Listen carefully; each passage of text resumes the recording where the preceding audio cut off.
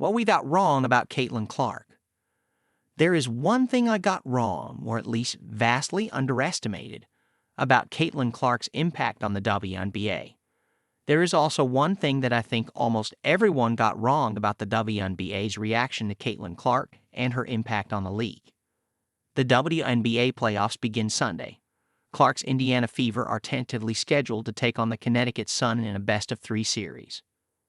Historically, the league has struggled to garner ratings or attention outside of hardcore fans, especially when facing competition from pro and college football. Last year's finals averaged just 728,000 viewers on ESPN, actually up more than 30% but still a paltry number. The playoffs in general averaged just 470,000 viewers. Not this time. This is the Clark factor I didn't see coming. Was her arrival following a legendary and legendarily popular career at the University of Iowa going to bring in extra attention and some new fans? Absolutely. Clark is one of the most popular athletes in America. TV ratings, media attention, jersey sales, and so on were going to pop. That said, interest at one level of the sport doesn't always equate to interest at the next level, or a different level. The United States women's national soccer team has come off of World Cups and Olympic goals with lots of momentum and mega-famous stars. Alex Morgan, Hope Solo, Carly Lloyd, etc., yet the impact on the National Women's Soccer League has been a bounce, not a sustained spike. While Clark's style of play was crowd-pleasing, she also benefited from some built-in factors. First off, Iowa has a much larger fan base than any WNBA team, so she didn't need to create Hawkeye fans when she arrived in Iowa City. She just needed to get a higher percentage of Hawkeye fans to care about women's basketball. Secondly, most of her biggest games came against equally, or even more, popular teams: Ohio State, Indiana, Connecticut, LSU, South Carolina, and so on. Clark and Iowa became an event wherever they went. That's different from night-in, night-out interest. Then there was the draw of the NCAA tournament. The brackets, the one and done. The timing in March/April when the country dials in on hoops. The women's Final Four always outrates the WNBA. The 2024 national title game between Iowa and South Carolina drew an astounding 18.9 million viewers.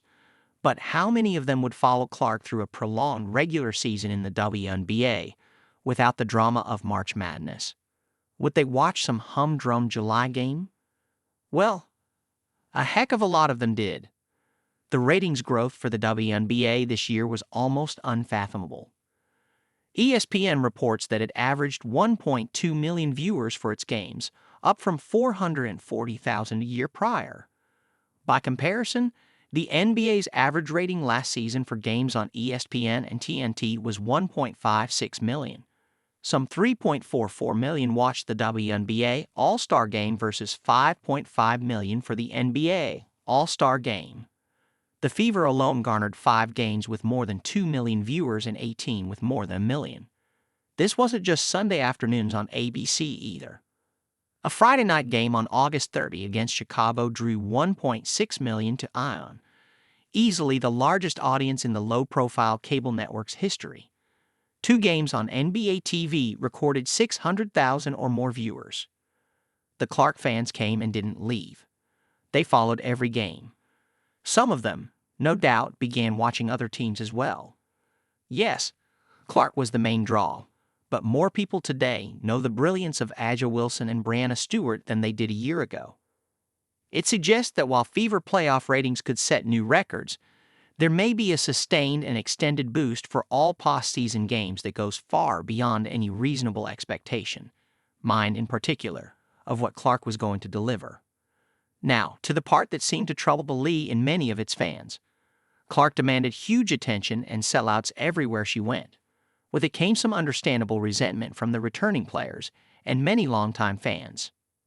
There were endless complaints that the WNBA's players and coaches should embrace and thank Clark for what she was doing for the league. Yet in having so many push back, or sometimes literally push her down, the league became even more interesting. The best thing that happened for everyone was the cold shoulders and hard fouls, the Olympic snub and Cheryl Swoops, and TV commentators seemingly dismissing her game. The more heat came on Clark, the more her fans, and all fans, had reason to tune in to see how she would respond.